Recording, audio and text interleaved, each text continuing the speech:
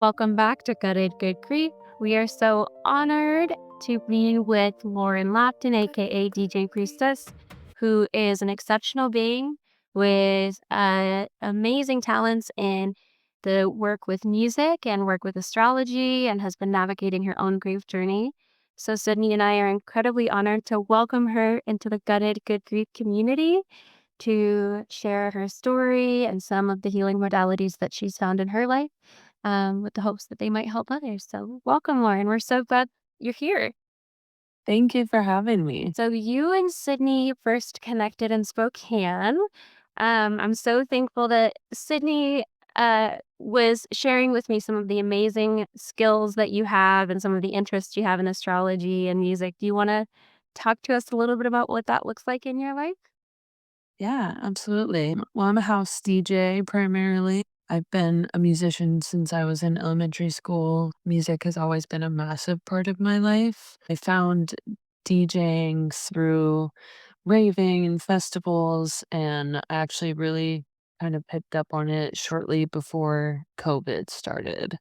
And then kind of just snowballed into what it is today. But for astrology, I have always had a fascination with what originally started out as astronomy, but Oh, that kind of also snowballed into astrology as I learned more about what astronomy all used to be with tracking, mapping, figuring out where humans were in relation to where they had come from and where they're going, and then how they would track different historical events that would happen over hundreds of years and trying to find themes between it all. And I just found it fascinating. Wow, you are a people connector in every way, finding those rhythms and patterns, whether it be music or the stars, in ways that it connects all of life. That is so beautiful how you're weaving everything from cosmos to the rhythm that we feel from the ground. So fun. Yeah. that is so fun. I love that so much. What drew you to that transition from astronomy and into the astrology piece? First, let's frame the two because in my mind, astronomy is sort of very black and white. You have this constellation. This is what a galaxy is, and then astrology is what does it all mean to the person? Is that correct, or is would you interpret that differently? I think astrology is more the spiritual practice of astronomy. I think spirituality is kind of inherently tied with astrology. I think a lot of people feel that way. I originally was just like, the planets when you're in elementary school. Oh, these are so cool. Oh my gosh. They are so And cool. then they are like just fascinating to think about the solar system and all these other planets in the orbit of our sun as well, which is like wild. Like, I found all of them, even on the scientific level, to just be so cool because how do we have this perfect little bubble with all of us humans on it and then like a fiery ball that lights up all of these planets, and grows the plants outside and sunburns us, And then as I learned more about, oh, Jupiter, the gas giant, Saturn has rings, and like Pluto's this ice dwarf. I just was like, "What?" Like, that's so cool. And I don't really remember exactly how they all started connecting, but I think the more that I was looking into what is Jupiter, what is Mercury, what is Mars, Venus, all of that, those other things like astrology kind of popped up alongside it. Originally, I just thought the pop astrology surface level stuff was just interesting and fun. But then It as I is. got older, yeah, as I got older, I really was like, oh, I love a pattern. I love like systems and order and really an explanation for the unexplained.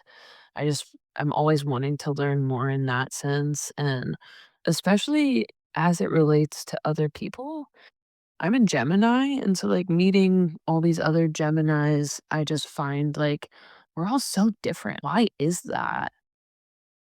That's kind of my first introduction is like, well, everybody has a different birth chart, right?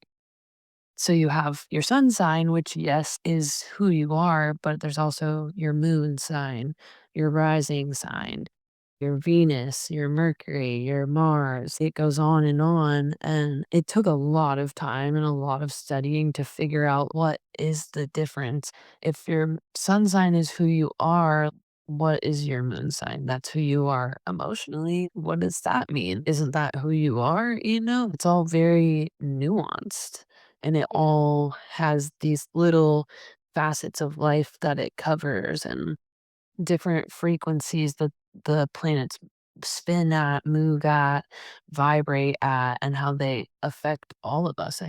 The moon even affects the oceans. So if you are being aware in your approach to that, you really do start to recognize all the ways in which we are pushed and pulled in ways we don't even recognize. You're being pushed and pulled by these directional gravitational waves, and you have this relationship with the planets that you feel. You understand the nuances of their beings well enough to relate it to how they're affecting people walking around here. I love that you took Peter's chart, your birthday twin, right? And Yes. found these lines crossing in Thailand. That blows my mind. His place of spiritual rising, and you just pinpointed it in the beginning of your journey. You were so in tune, and I loved it. Yeah, sorry, my cat has joined us. Hello. But yeah, Sydney's husband, Peter, and I have the same birthday.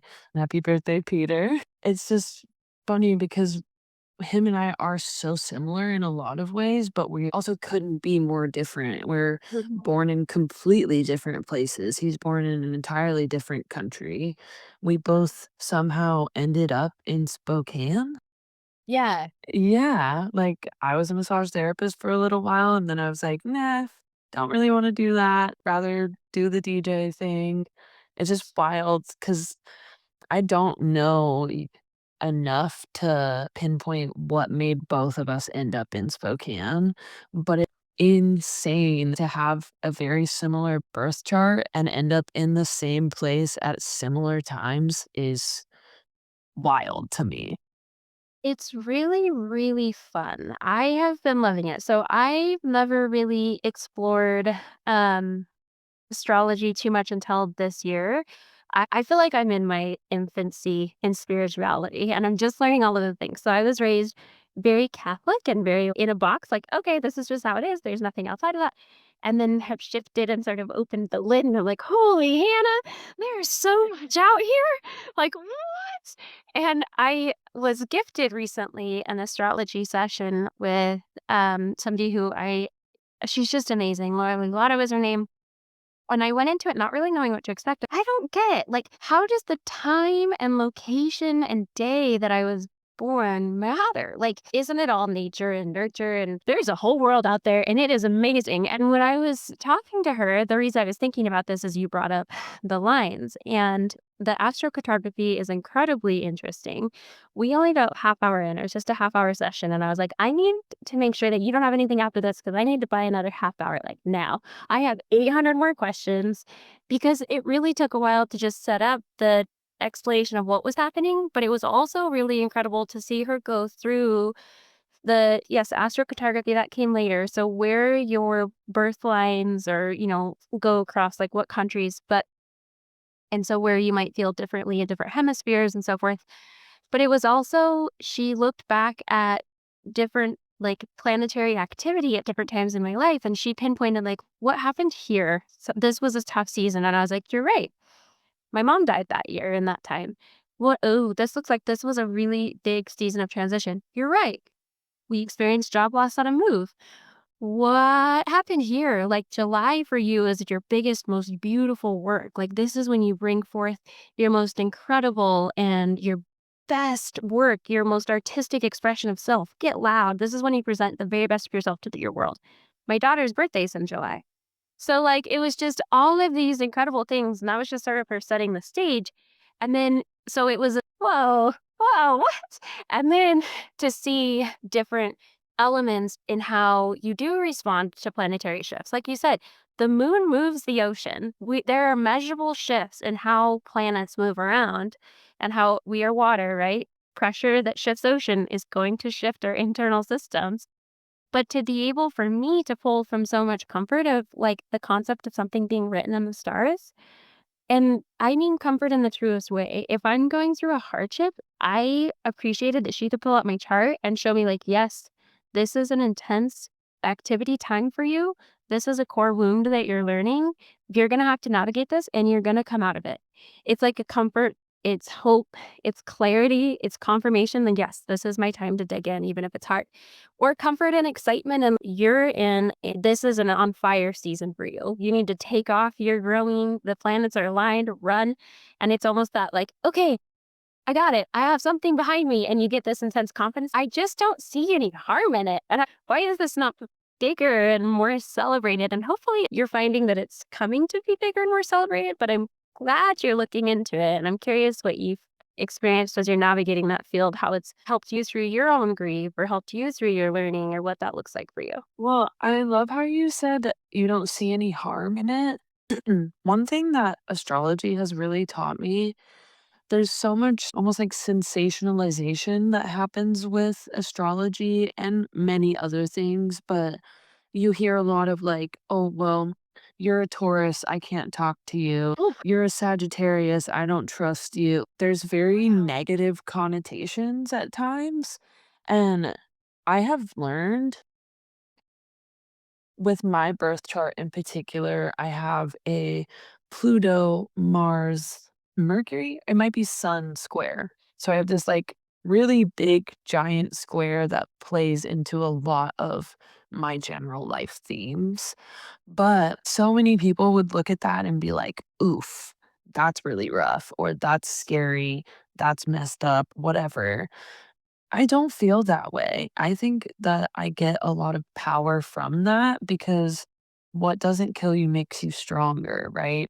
You go through these challenges and, like, yes, it is difficult and at times it is really hard, but I think as you go through stuff like that, you learn really important lessons, and it's actually to your benefit. Like, you see, "Oh, this is bad, this is good." I don't really see things in that binary anymore. I see it as more like, it is what it is. You might have, like, a my sun is opposite my rising, and so that can be a lot of push-pull. People don't necessarily think that I am whom I am when they meet me. They're like, "Oh, I was really intimidated by you, but you're actually really nice." Okay, thank you. Like, not always a compliment, right? But it does kind of breed this, like, understanding that people are gonna see me however they're gonna see me. That is not it's none of my business, you know? It's really just me standing strong in who I know I am and recognizing that people go through all different types of stuff and they're gonna project whatever they want, believe onto you. Yeah. Talk to me about your DJ Priestess vision. How did that name come into your being, and how do you feel like it's affected your navigation of life? Well, my name actually does stem from tarot. It's from the High Priestess card. Nice. I've just felt so drawn to that one. In a sense, it's the divine feminine. She's the female counterpart to the magician. Is the portal between the physical realm and the spiritual metaphysical realm. Yeah. So there's two pillars on either side of her to kind of represent that being in the doorway. Just about helps. I don't have this heart. Tell me what that represents the doorway.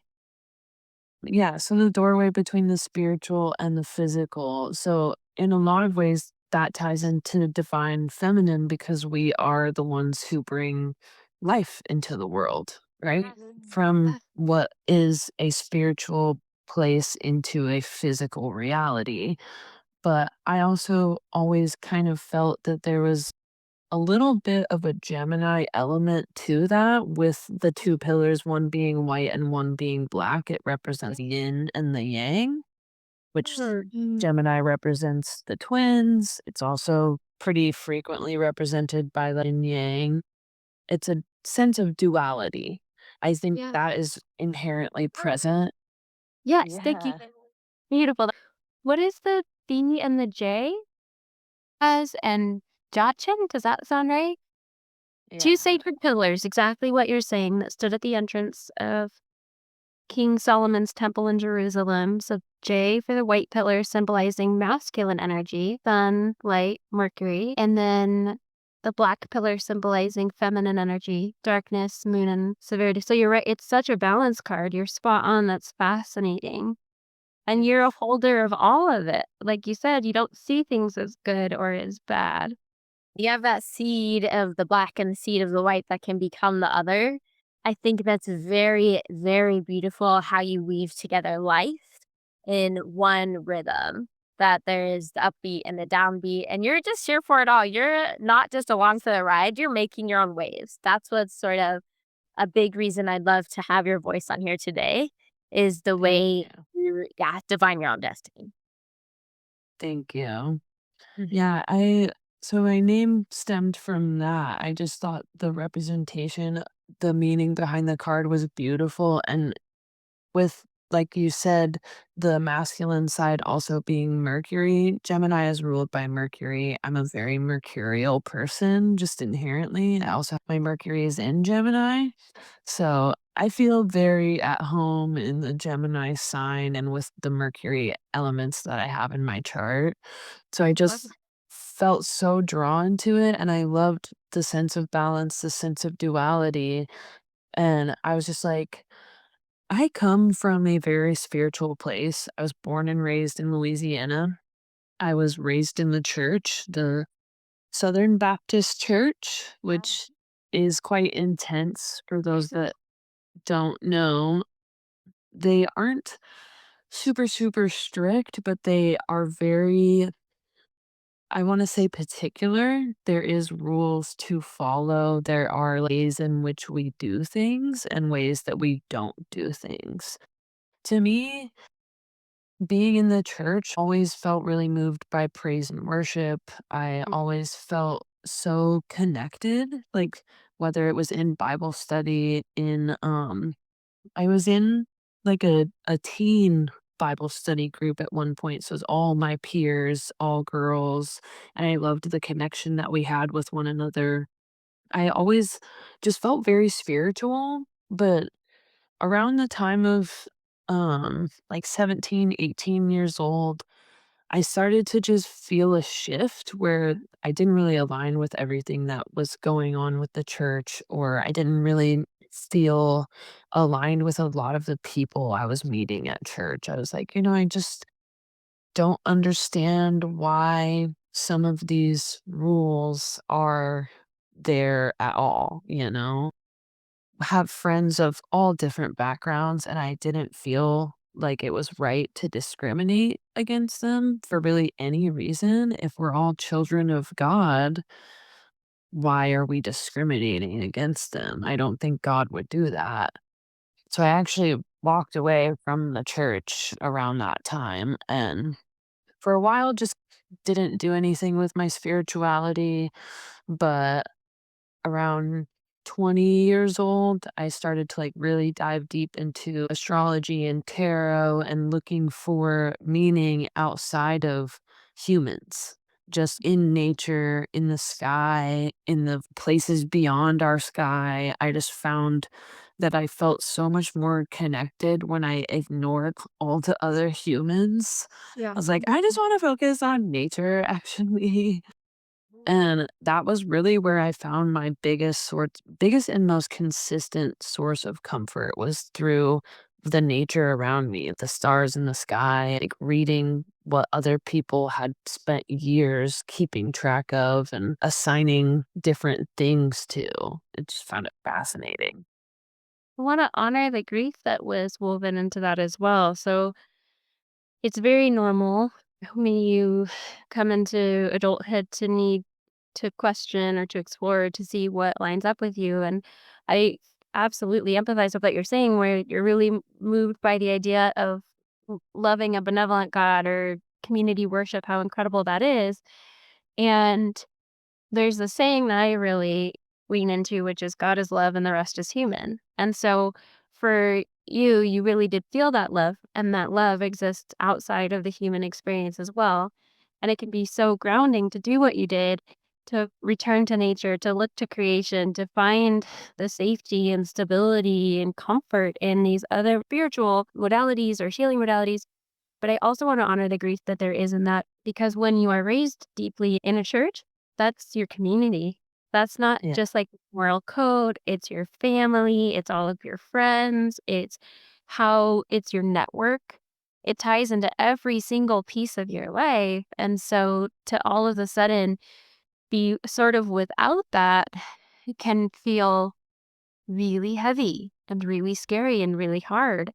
And I am so thankful that you felt safe turning to incredible healing like nature and the stars and these other tools. And I just want to honor that. I know that that's not an easy transition to start welcoming those questions. And I think it's purest form of love to say, like, no, that's not God, that's human. We're all going to do people do people things. But love is the frequency that I'm going to hold on to. That's the piece that's the most important. That's my guiding anchor. And that you did that. Absolutely. That's scary, and that takes strength. Yeah. It definitely has not been easy. My family still is very involved in the church, and I don't look down on them in any way.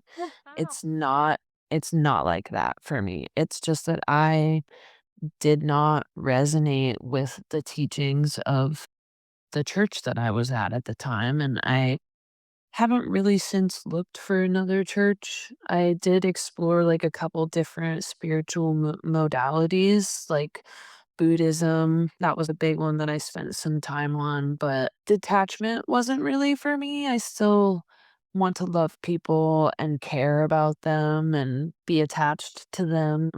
I think now that I'm older, I have a better understanding of what that detachment really meant, but at the time when I was younger, I was like, "No, I want to love my friends and be attached to them." Seems like life is pointless if we don't have these attachments, you know? Family is family, love is love. You should be sad when you lose those things. I don't think being detached from that is always a healthy option, but I understand better now that's not what the goal is. You should still care. You should still love. Detaching yourself from outcomes or expectations. But I wanted to say also, there was like a grieving process with leaving the church because I had a very close friend that was upset with me and not like angry, but it was almost like I hurt her feelings by leaving the church. She was just like, "You were someone I looked up to in my spiritual practice, in my sense of my relationship to God." I just was like, "I'm really sorry. I didn't make this decision to hurt you." What didn't even really make the decision. I just felt called to move on, you know? And she struggled after that. And she's been very open with me about her journey. She also ended up walking away from the church and finding her own relationship with God and spirituality, which I think has empowered her in her own way. She didn't feel like she needed all these rules and these practices. She just feels much more at peace now that she has her own relationship on her own terms. Yeah. I think it's so important as I'm hearing you speak about that, about the importance of being able to look inward. So it's interesting to me that she would be looking to you rather than to the faith itself. And it's normal. We all do that. Or the same thing with when you were talking about exploring Buddhism, how the way the teaching was presented to you didn't resonate. You're like, that doesn't make any sense. And so, how important it is to have really clear, well educated safe, and curious facilitators to help introduce different concepts. And I specify creativity here because it really has to line up with your moral code, your internal guiding structure. Like it can't constantly be Absolutely. others focused. And I think that's the work, right? Is learning how to trust yourself. How do you trust what the world is telling you? How do you trust that inner knowing that's hardwired in you to get you through to where you need to be? And not to disregard everything else. There's incredible guidance out there through nature, through astrology, through faith, through community, learning from each other. But it's just such an important, I think, reminder that it has to be internal led. You can't just latch onto somebody else's journey. That doesn't work. Absolutely. Well, and I think it's hard. You asked, like, how do you, like, find that internal compass? I Mhm. don't think it comes naturally to everybody, Yeah. honestly. I think some people really do struggle with it. I personally, I don't really feel like I've struggled. I have in very specific ways. I was raised in a very strict household. I was told who I was and what I was going to do. And I think by being told all of those things of who you are and what you're going to do, you start to learn when the answer is different. You're like, that's not what I want. So I Mhm. think from a young age, I had a very clear sense of what my no was and being like, that actually isn't for me. Mhm. It took a while to build my inner voice up and be like, what do I want? I didn't have those answers immediately. It took a Mhm. while to strengthen that. But I was so clear on what wasn't for me that I knew I would figure it out. That's such a gift. I'm noticing the pattern of relationship that your no to others is a yes to yourself. Yes. And sometimes your yes to others feels like a no to yourself, and Yes. recognizing when that's happening and being able to say, no, I'm leaving and grieving. No, I'm leaving and grieving again. No, I know what that feels like, but I'm leaving and grieving again because you know what your yes is. Mhm. And no matter how much grief it brings, it also brings that relationship that you value, and that is your yes. That was so beautiful because I don't think I ever realized it the way you just put it so simply and eloquently of like when I know my no, it's actually me saying yes to myself. And when I say yes, it's no to myself. I never put that together. So thank you for saying that. That was really beautiful. That's what I hear you saying with your life. It is so beautiful how you move where you need to move. And you allow others to move too. You're not just alone and isolated in your spiritual or physical practices. You bring people around. So your music makes people jump and happy and just celebrate being alive. How cool is that? What is some of your favorite concerts that you've ever been a part of and why? Oh gosh. One that immediately comes to mind is there was a yacht party in Coeur d'Alene, and the headliner was LPGOB. She is a piano player and she DJs. She is a phenomenal musician. And I don't know what was in the air that day, but that was from the time I left my house to get out from Spokane to Coeur d'Alene to getting dinner before the show, getting on the boat, hanging out with everybody, performing, watching LPGOB perform. I still just get chills because it was such an amazing day. I remember the whole day my face hurt from smiling. Like I was texting my friends, this is the best day ever, ever, ever. It was so fulfilling. I love that. I think it's important to have those days. I was thinking about that earlier this week when we were touring different health and wellness areas in our community. And it was such a good reminder about the difference between how and why. And so much of what we put our focus on is the how. How do we live? How do we feed ourselves? How do we protect ourselves? What do we invest in, the survival piece.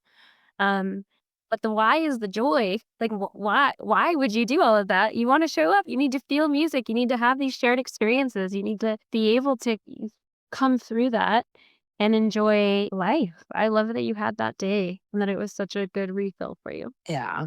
I was also going through a not great time, and I remember there was one part of that day where I got sidetracked by some interpersonal drama that was going on in my life, and I stepped away and talked with one of my friends, and I was like, "This does not matter." And I cried a little bit, and I was like, I got out what I needed to do, and then I went right back up to the dance floor and just turned it all off. I was like, "I'm not focusing on any of that. I am here to have a good time." And I had an amazing time. We're in the moment. I love it. Yeah. Are there any particular forms of music, like, when you are having a difficult time? I think it speaks to, like, if you were having a difficult time and really gave yourself space to feel it, and then you almost use music as a medicine. I think sometimes when I'm overwhelmed or whatever else, I will notice that I can physically feel music, different frequencies differently in my body. And I think it's incredibly healing. Are there any types of music that you would say when you're navigating a difficulty in life or a period of grief that help you really rise through that?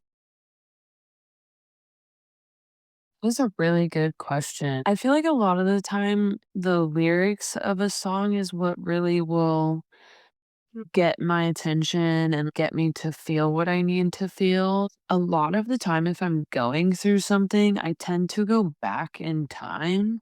If I'm excited and I'm looking forward to what's going on, I'm in a good mood, whatever it is, I'm looking for new music. What's the thing that just came out? Okay. And when I'm sad and feeling more reflective, I tend to go back through my library, or I'll reflect on what I used to listen to when I was younger, whether that's like country music because I'm Yeah. from Louisiana, Yeah. or, you know, songs I listened to in middle school. Perfect example, actually, these last couple months, I was listening to a lot of Fallout Boy. 'Cause I listened to them so much in middle school, Yeah. and I just felt, like, very almost like a kid again, in the sense of, like, I have all these confusing feelings and I'm trying to navigate them because 'cause I'm a teenager, but also they have a little bit of this kind of rock vibe to them, punk rock vibe to them that I think kinda puts me in that mood to, like, go deal with what I'm going through. Yeah. Get after it. Yeah, and it's from a period that you've survived. I think that's Yes. one of the most wonderful possibility of wonderful outcomes when you're listening to something that's familiar. It takes you back to something that you've already done. It's like positive proof. I made it through this chapter. This song was there for me then. I'm gonna make it through this chapter. It's something that I find So comforting good. about. Yeah, that's a beautiful way of putting that too, because 'cause I've been through breakups, and there's one particular album by, Halsey, Badlands, and that came out around the time of this, like, breakup that I went through, and I regularly go back to that one. That's, like, one of my ones where I'm like, "Oh, I'm sad, but I need to feel it," I go back and I listen to that, and I'm like, "Okay," like you said, "I survived it then, I can survive it now." How brave to feel the songs. That is the hardest thing in life to do sometimes is to be brave to feel the emotion. Do you feel like emotions move you through life? That feeling them actually helps you move through where you need to go to? Absolutely. To go back to the astrology, I feel like as a Gemini, I'm very quick to compartmentalize and try and logic my way through things. I am very much an overthinker. I'm going to try and think, and talk. And sometimes I just need to quiet all of that. And Yeah. music is the thing that, like, actually gets me to the feeling part and out of my head and into my Yes. heart so Into that your I can body. actually process it. 100%. I love that. It's so funny because I think DJing in general is an incredible art. You're a connector of people. And it also embodies every piece of somatic healing, right? You're using rhythms, you're moving your body. I'm huge in like shaking it out. You have to like move emotion through your body. And so I think like dance and music can be one of the most healing things you can do. It's absolutely its own form of healing. I love that. I completely agree. I have done a few ecstatic dances before, Yeah. if you're familiar. Yeah. Yes, those ones are so fun because everybody is intentional about what they're doing. They're like, I came here to dance. I have stuff I'm going through. I'm leaving that at the door, and I am here to just dance, to listen to the music, potentially connect with people. But honestly, sometimes that's not even people's intention. They're like, I am literally only here for the music. And I respect the heck out of that. Yes. Yes, it is so hard, and that's something I will say, like, I have not had opportunity yet to participate in ecstatic dance. I'm familiar with it. There's an incredible, cooperative here in town that offers it weekly. I need to do it, but I am grateful to learn about the reality of what it holds for people. Yes, sometimes it's community. Yes, sometimes it's connecting with music, and yes, sometimes it's just learning how to connect with self. So eyes are closed, you just feel your body. How often do we do that? We're so self-conscious, like, I have to hold myself this way, I have to be rigid, I have to watch my breath, I have to let it out, take all that out. Be a human. Breathe. Yeah. Yeah. Yeah. I love seeing people on the dance floor. They're shutting out the outer world. They're Yep. like, I'm just here with myself and with the sound. It leads me into ask if you had one song that you felt was really healing. My go-to song if I'm feeling a funky and I need to shake off my funk is by Robin, "Dancing on My Own."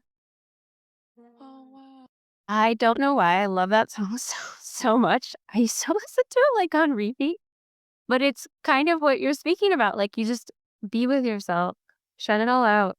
It's fine. Everybody can listen to that song today, just dance on your own. But what Yeah. would you get just, if you could gift any song to people who are navigating grief or transition or life that might help bring them out, what would that look like for you? And everybody will find their own. This is not pressure. No, we grab onto this as like, this is the healing song. No, you will find your own inner truth. But for me, that's one that I enjoy. I think it's very dependent on what you're going through, but I know one song that never fails to put a smile on my face is Earth, Wind and Fire, September. You can't tell me that's not the best song ever written. I can listen to it immediately after.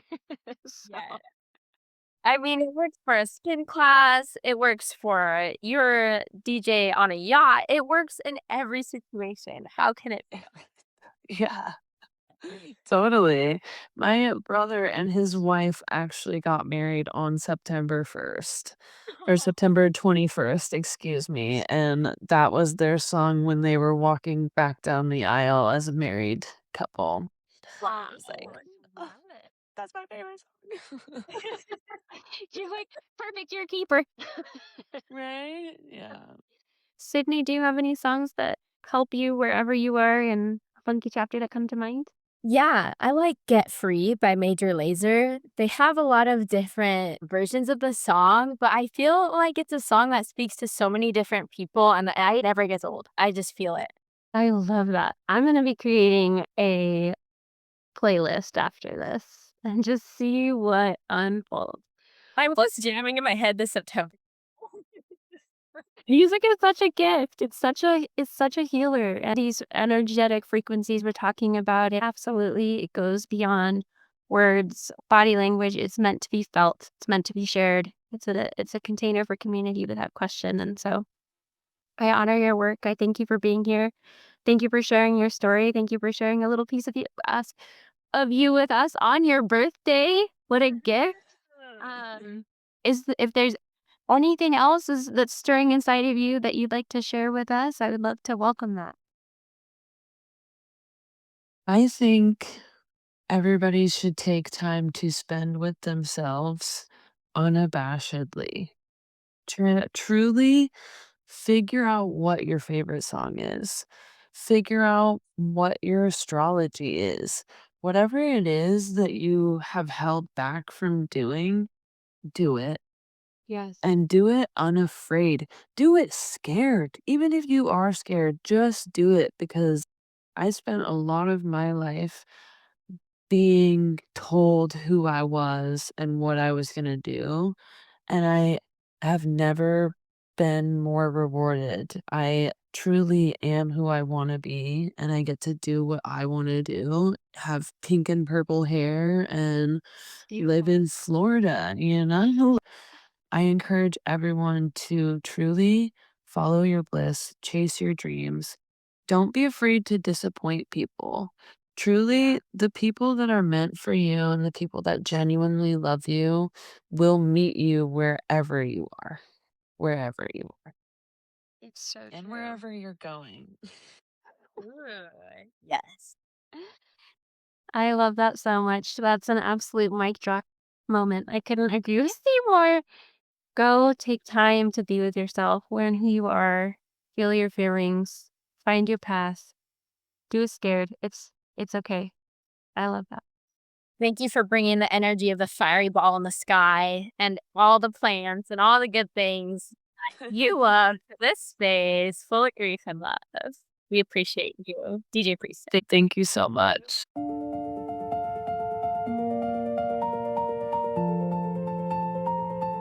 Good grief.